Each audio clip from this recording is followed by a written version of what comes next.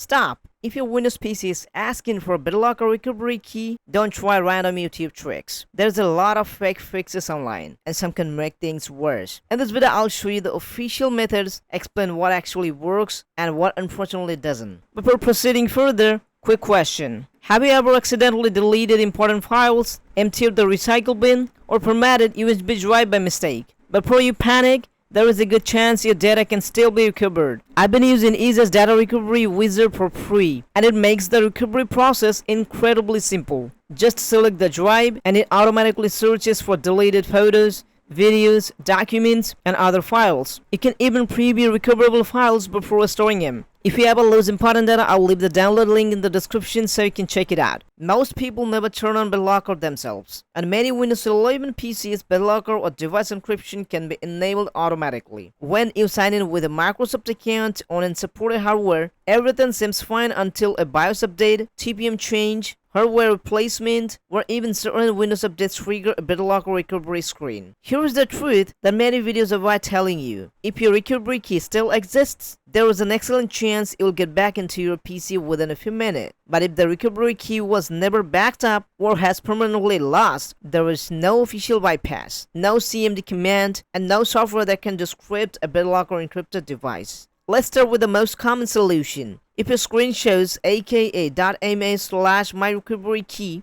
grab another phone or computer and visit the page. Sign in using the same Microsoft account used on another locked PC. You will see one or more 48-digit recovery keys. Compare the recovery key ID shown on the locked computer with the IDs listed in your account. Once you find the matching key, enter it exactly as shown, and Windows should unlock immediately.